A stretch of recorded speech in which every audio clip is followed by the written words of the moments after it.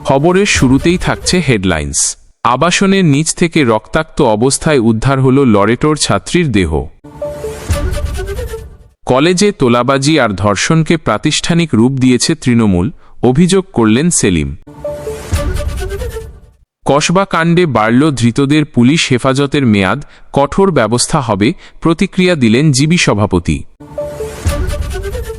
হায়দ্রাবাদের কারখানায় বিস্ফোরণের পর নিখোঁজ বাংলার একাধিক শ্রমিক। কসবায় ছাত্রীর গণধর্ষণের ঘটনা থেকে শিক্ষা, প্রাক্তনীদের নিয়ে বড় সিদ্ধান্ত নিল মমতার কলেজ। উচ্চশিক্ষা বিভাগের পোর্টালে ভর্তির সময়সীমা বাড়াল রাজ্য, কতদিন পর্যন্ত আবেদন করা যাবে।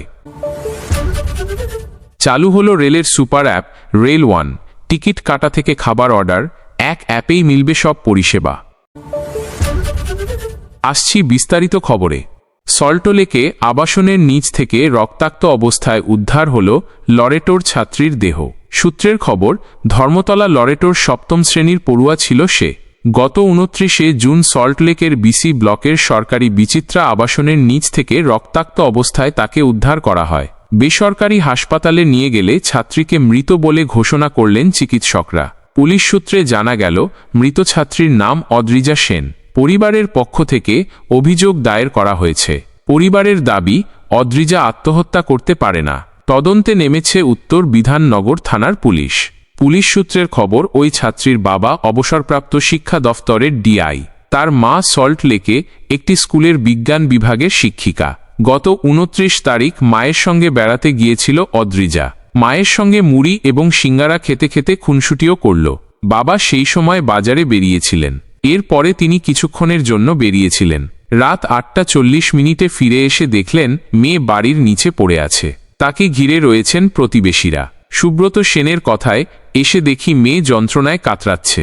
ছাদ থেকে পড়ে গিয়েছে নাকি ব্যালকনি থেকে জানি না। সঙ্গে সঙ্গে হাসপাতালে নিয়ে যাওয়া হলেও বাঁচানো গেল না। এই ঘটনাকে আত্মহত্যা বলে মানতে নারাজ অদ্রিজার বাবা। উত্তর বিধাননগর থানায় অভিযোগ দায়ের করা হয়েছে।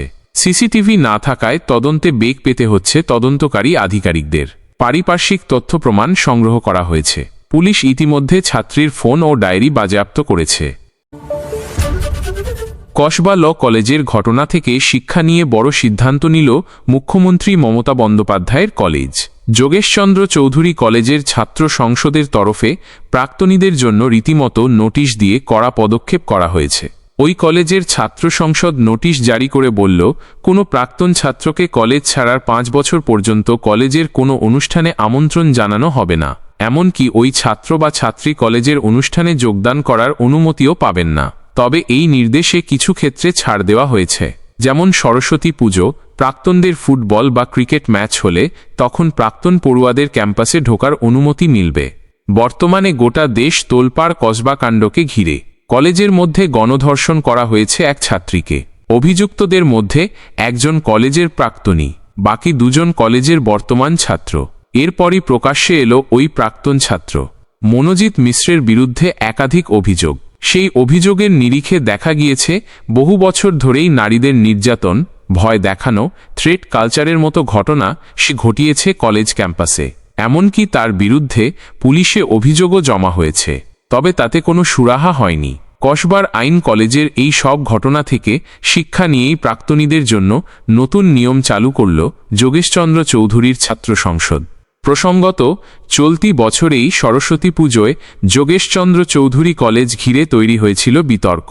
পুলিশ মোতায়েন রেখে এবছর সরস্বতী পুজো করতে হল যোগেশচন্দ্র চৌধুরী কলেজে। কলকাতা হাইকোর্টের নির্দেশ মেনে এই পুজো হয়েছে। সরস্বতী পুজো নিয়ে যোগেশচন্দ্র ল কলেজ ও যোগেশচন্দ্র ডে কলেজের মধ্যে বিরোধ দেখা গিয়েছিল। যোগেশচন্দ্র আইন কলেজের পড়ুয়ারা পুজো করল ক্যাম্পাসের ভিতরেই। অপরদিকে ক্যাম্পাসের বাইরে পুজো করল যোগেশচন্দ্র ডে কলেজের পড়ুয়ারা। কিন্তু সেখানেই বিতর্কের সমাপ্তি হল না। ওই দিন কলেজে গিয়েছিলেন শিক্ষামন্ত্রী ব্রাত্য বসু। তবে তিনি সেখানে গিয়ে পড়ুয়াদের বিক্ষোভের মুখে পড়েছিলেন। এদিকে কসবা আইন কলেজে ছাত্রীকে গণধর্ষণের ঘটনায় মূল অভিযুক্ত মনোজিৎ মিশ্র ওই কলেজেরই প্রাক্তনী। তিনি সেদিন কেন কলেজে উপস্থিত ছিলেন এবং এত রাত পর্যন্ত তিনি কলেজে কি করছিলেন তা নিয়ে উঠেছে প্রশ্ন। মনোজিৎ যে কোনো সময়েই কলেজে উপস্থিত থাকতেন ও নিজের প্রভাব খাটিয়ে ছাত্রছাত্রীদের নানা সময়ে হেনস্থা করেছেন বলেও অভিযোগ উঠেছে বিভিন্ন মহলে। এই অবস্থায় কলেজে প্রাক্তনীদের বারবারন্ত নিয়ে বিভিন্ন ক্ষেত্রে নিন্দার ঝড় ওঠায় এবার পদক্ষেপ করল দক্ষিণ কলকাতা আইন কলেজ।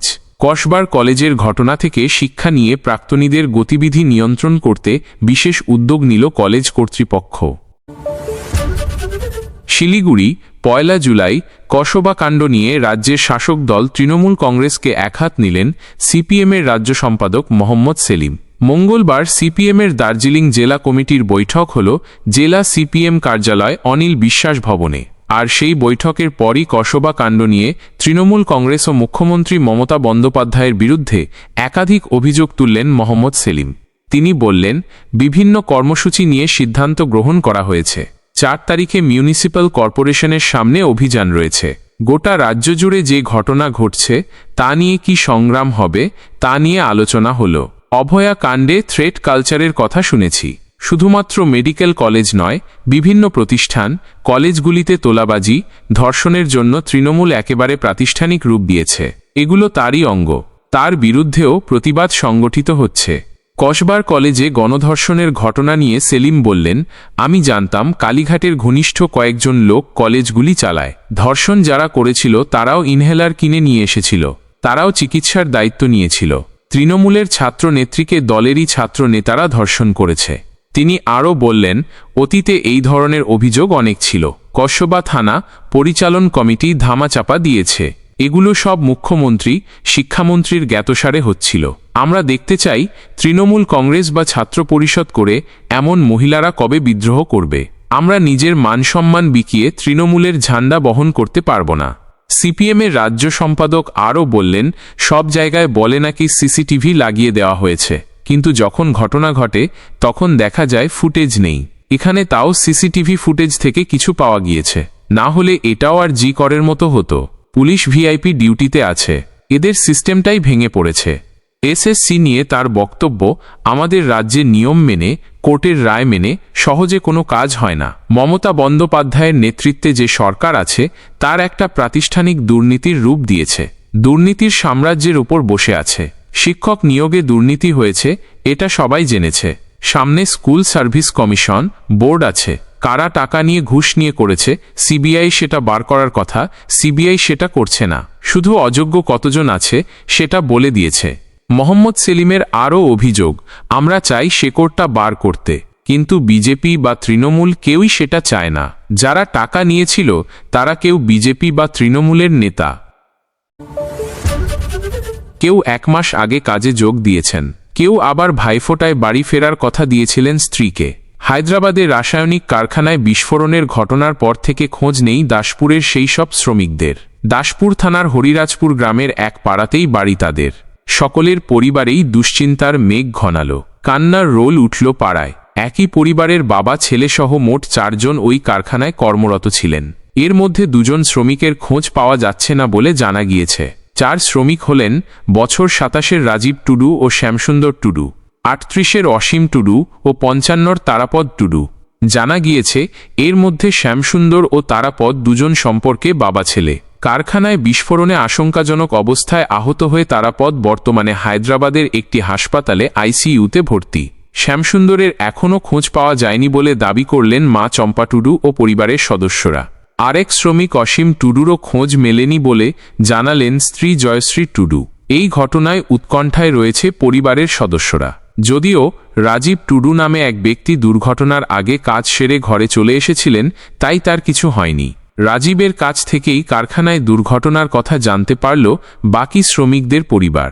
এই বিষয়ে নিখোঁজ শ্রমিকের স্ত্রীরা বললেন, কয়েকদিন আগে কথা হয়েছে, তারপর আর যোগাযোগ হয়নি। বলেছিল ভাইফোঁটায় বাড়ি আসবে।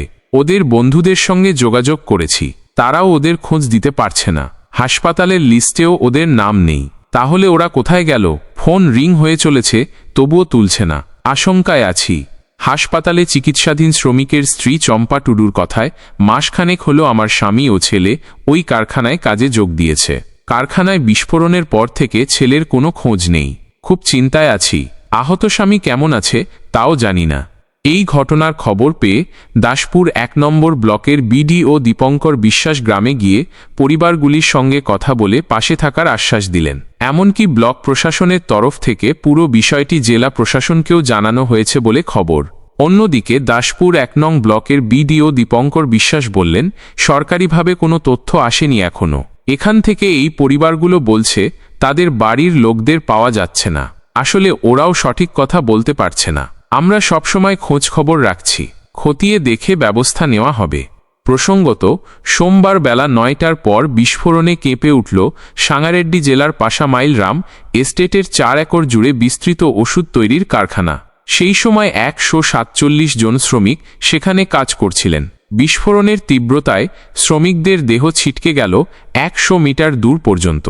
আহতদের কোনো রকমে উদ্ধার করে নিয়ে যাওয়া হলো হাসপাতালে। মঙ্গলবার সকালে এলাকা পরিদর্শনে গেলেন তেলেঙ্গানার মুখ্যমন্ত্রী রেভান্ত রেড্ডি। এখনও পর্যন্ত ৩৬ জনের মৃত্যু হয়েছে। আশঙ্কাজনক অবস্থায় মৃত্যুর সঙ্গে পাঞ্জা লড়ছে আরও ১১ জন। এছাড়াও অন্তত ২৩ জন আহত হয়েছেন। ঘটনাস্থলেই মৃত্যু হল ৩৩ জনের। হাসপাতালে চিকিৎসাধীন অবস্থায় ৩ জনের প্রাণ গেল। প্রশাসন থেকে জানানো হয়েছে, ধ্বংসস্তূপের নিচে এখনও কিছু মানুষ আটকা রয়েছেন। মৃতের সংখ্যা আরও বাড়তে পারে। রাজ্যের কলেজ বিশ্ববিদ্যালয়ে ভর্তির সময়সীমা বাড়াল উচ্চশিক্ষা দপ্তর। আরও ১৫ দিন স্নাতকে ভর্তির জন্য আবেদন করা যাবে। মুখ্যমন্ত্রীর নির্দেশে শিক্ষার্থীদের সুবিধার্থে এই সিদ্ধান্ত নেওয়া হয়েছে বলে এক্স হ্যান্ডেলে জানালেন শিক্ষামন্ত্রী ব্রাত্য বসু। পূর্ব ঘোষণা মতো মঙ্গলবারই কলেজ বিশ্ববিদ্যালয়ে ভর্তির আবেদনের সময়সীমা শেষ হওয়ার কথা ছিল, কিন্তু এদিন শিক্ষামন্ত্রী জানালেন আগামী ১৫ই জুলাই পর্যন্ত আবেদন করা যাবে। ফলে পড়ুয়ারাও আরও সময় পাবে। ব্রাত্য বসু এক্স হ্যান্ডেলে জানান, উচ্চশিক্ষা বিভাগের সেন্ট্রালাইজড অনলাইন পোর্টালের ২ সপ্তাহ পূর্ণ হল। মুখ্যমন্ত্রীর নির্দেশে শিক্ষার্থীদের সুবিধার্থে আমরা এই আবেদনের সময়সীমা ১৫ই জুলাই পর্যন্ত বৃদ্ধি করেছি। এখনও পর্যন্ত ৩,২৫,৩৪২ জন নাম নথিভুক্ত করে মোট ১৮,২৪,৯১৪টি আবেদন করেছেন। নথিভুক্ত ছাত্রছাত্রীদের মধ্যে ২,৯০১ জন ভিন্ন রাজ্যের বাসিন্দা। চ্যাটবট বিনা উত্তর দিয়েছে ৩৩,২৬৭টি প্রশ্নের। এদিকে মঙ্গলবার সকাল ১০টা থেকে বন্ধ রাখা হল বাংলার শিক্ষা পোর্টাল এসএসসির উৎসশ্রী পোর্টাল। ৭ই জুলাই সোমবার বেলা ১১টা পর্যন্ত বন্ধ থাকবে এই দুই পোর্টাল। ওবিসি সংক্রান্ত আইনি জটিলতায় ক্যাটেগরির হেরফের করতেই মূলত দুটি পোর্টাল বন্ধের সিদ্ধান্ত বলে জানা গিয়েছে। আগামী ৭ই জুলাই সকাল ১১টা পর্যন্ত পোর্টালগুলি বন্ধ রাখার সিদ্ধান্ত নিল শিক্ষা দপ্তর। এদিন সকাল ১০টা থেকে বন্ধ হল দুটি পোর্টাল। বাংলার শিক্ষা পোর্টাল, উৎসশ্রী, আইওএসএমএসও স্কলারশিপ, এই ৪টি পোর্টাল নিয়ন্ত্রণ করা হতো কেন্দ্রীয় ন্যাশনাল ইনফরমেটিক্স সেন্টার মারফত। বাংলার শিক্ষা পোর্টাল ও উৎসশ্রী বাংলার শিক্ষা ওয়েবসাইটের অধীনে থাকলেও বাকি দুটি ছিল না।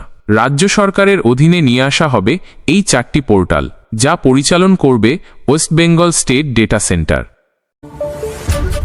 কসবা গণধর্ষণ কাণ্ডে ৩ অভিযুক্তের পুলিশ হেফাজতের সময়সীমা বাড়াল আদালত। মনোজিৎ ও তার ২ সহযোগী প্রমিত ও জৈবের ৭ দিনের পুলিশ হেফাজতের নির্দেশ দিলেন বিচারপতি। আগামী ৮ই জুলাই পর্যন্ত পুলিশ হেফাজতে থাকবে অভিযুক্তরা। সঙ্গে ধৃত নিরাপত্তারক্ষীর আরও ৩ দিনের পুলিশ হেফাজতের নির্দেশ দেওয়া হয়েছে। তাকে আগামী ৪ঠা জুলাই আদালতে পেশ করা হবে। পাশাপাশি অভিযুক্ত মনোজিৎকে নিয়ে প্রতিক্রিয়া দিলেন আইন কলেজের গভর্নিং বডির সভাপতি বিধায়ক অশোক দেব। জানালেন, আমি গণৎকার নই, কেউ যদি কিছু করে থাকে আমরা জানব কি করে। কসবা গণধর্ষণ কাণ্ডে ৪ অভিযুক্তের পুলিশি হেফাজতের দিন আজ মঙ্গলবার শেষ হল। সেখানে ২ অভিযুক্ত মনোজিৎ ও প্রমিতের আইনজীবী রাজু গঙ্গোপাধ্যায় জামিনের আবেদন জানাননি। তিনি আদালতকে জানালেন, আমরা সমস্ত সহযোগিতা করতে চাই, আমার মক্কেল তদন্তে সহযোগিতা করছে। জামিনের আবেদন নেই। প্রমিত মুখার্জির আইনজীবী অঙ্কিতা পাল জানালেন, ওকালতনামা ফাইল করেছি। অন্যদিকে সিকিউরিটি গার্ড পিনাকি বন্দ্যোপাধ্যায় আদালতকে জানালেন, আমি একজন সিকিউরিটি গার্ড, আমার সরাসরি যোগ নেই, আমি মাইনে পাই, কাজ করি, আমার বক্তব্য আছে, প্রকৃত তদন্ত হোক। পিনাকির আইনজীবী দিব্যেন্দু ভট্টাচার্য বললেন, যতক্ষণ না দোষীকে কনভিক্টেড করা হচ্ছে ততক্ষণ যেন সম্মানহানি না হয়। অন্যদিকে নির্যাতিতার আইনজীবী অরিন্দম জানা আদালতে জানালেন, জামিনের আবেদন করা হয়নি, এটা নিয়ে কিছু বলার নেই। অভিযুক্ত মনোজিৎ নির্যাতিতার বিশ্বাস ও আস্থা অর্জন করে তা ভাঙল। আরও ২ জন সহযোগী ছিলেন। নিরাপত্তারক্ষীর ভূমিকা নিয়ে তিনি বললেন, মনোজিৎ মেন গেট লক করে দিল, গার্ডের ঘর ব্যবহার করল। গার্ড কি করলেন? উনি ব্যবহারটা করতে দিলেন। সরকারি আইনজীবী সৌরিন ঘোষাল আদালতে সওয়াল করলেন, মেডিকেল প্রমাণ, আশেপাশের তথ্য প্রমাণ ও সিসিটিভির ফুটেজ ভিকটিমের বয়ানের সঙ্গে মিলে যাচ্ছে। ইনহেলার এনে দেওয়া হলো কারণ ভিকটিমের ওপর আরও অত্যাচার যায়। 10 দিনের পুলিশ হেফাজত চাইছি। সওয়াল জবাব শুনে বিচারপতি মনোজিৎ সহ 2 অভিযুক্তকে আগামী 8ই জুলাই পর্যন্ত পুলিশ হেফাজতের নির্দেশ দিলেন। নিরাপত্তারক্ষীর 3 দিনের পুলিশ হেফাজতের নির্দেশ দেওয়া হয়েছে। অন্যদিকে মনোজিৎ কি করে কলেজে কাজ পেল? তৃণমূল নেতাদের সঙ্গে তার ছবি, সব নিয়ে প্রবল বিতর্ক হচ্ছে। আজ মঙ্গলবার কলেজের পরিচালন সমিতির বৈঠকের পর তার জবাব দিলেন সভাপতি অশোক দেব। তিনি বললেন, ঘটনা অত্যন্ত নিন্দনীয় এবং দুঃখজনক। মুখ্যমন্ত্রী, শিক্ষামন্ত্রী প্রত্যেকেই মর্মাহত। পিছনে যেই থাকুক তার কঠোর ব্যবস্থা হবে। তিনি আরও বললেন, কলেজে কেউ কোনো ঘটনা ঘটালে তার জন্য কি আমরা দায়ী? আমরা তো গণৎকার নই। মনোজিতের অস্থায়ী পদের চাকরি নিয়ে বললেন, চাকরি ওইভাবে কারো অনুমোদনে হয়নি। ও যে কাজটা করে সেটা রোজকার বেসিসে কাজ। এই কাজটার জন্য আমাদের 2-3 জনকে দরকার ছিল। ও আবেদন করেছে বলে দেওয়া হয়েছে। এটা স্থায়ী চাকরি নয়। তাছাড়া এই চাকরি ওর আর নেই। কলেজ থেকেও বহিষ্কার করা হয়েছে।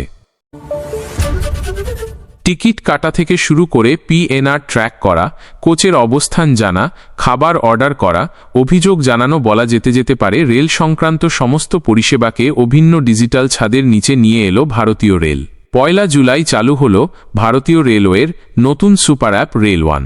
অ্যান্ড্রয়েড এবং iOS 2 প্ল্যাটফর্মেই পাওয়া যাচ্ছে এই নতুন অ্যাপ। এর আগে বিভিন্ন পরিষেবার জন্য ভারতীয় রেলওয়ের IRCTC rail connect, food on track, UTS, NTES এর মতো ভিন্ন ভিন্ন মোবাইল অ্যাপ ছিল। এই নতুন অ্যাপের মাধ্যমে সেগুলোকে এক জায়গায় নিয়ে আসা হলো। রেল ওয়ান অ্যাপের মূল বৈশিষ্ট্য, একাধিক রেলওয়ে অ্যাপের পরিষেবা এলো এক জায়গায়। IRCTC রেল কানেক্ট বা উৎস এর ক্রেডেনশিয়াল দিয়েই লগ ইন করা যাবে। এই অ্যাপেই MPIN বা বায়োমেট্রিক লগ ইন দিয়ে রেলওয়ে ওয়ালেট ব্যবহার করা যাবে। একাধিক অ্যাপের বদলে একটি অ্যাপ হওয়ার ফলে ফোনের স্টোরেজ বাঁচবে। OTP এর মাধ্যমে গেস্ট লগ ইন করে অনুসন্ধান করা যাবে। বিভিন্ন ভারতীয় ভাষায় এই অ্যাপ চালানো যাবে। ভবিষ্যতে বিশেষভাবে সক্ষম শিক্ষার্থী এবং রোগীদের জন্য বিশেষ বিশেষ বৈশিষ্ট্য নিয়ে আসা হবে। নতুন অ্যাপ লঞ্চ করার পাশাপাশি রেলের পক্ষ থেকে রেলওয়ে বুকিংয়ের ক্ষেত্রেও 3টি প্রধান পরিবর্তনের কথা ঘোষণা করা হয়েছে। 4 ঘন্টার বদলে এখন থেকে ট্রেনের চার্ট 8 ঘন্টা আগে তৈরি করা হবে। সকালের দুপুর 2টার আগে ট্রেনগুলির জন্য আগের দিন রাত 9টার মধ্যে চার্ট চূড়ান্ত করা হবে। রিজার্ভেশন সিস্টেম আপগ্রেড করার ফলে প্রতি মিনিটে 1.5 লক্ষ টিকিট বুকিং এবং 40 লক্ষ অনুসন্ধান করা সম্ভব হবে। 2025 সালের ডিসেম্বরের মধ্যে এই আপগ্রেডেশনের কাজ সম্পূর্ণ হবে।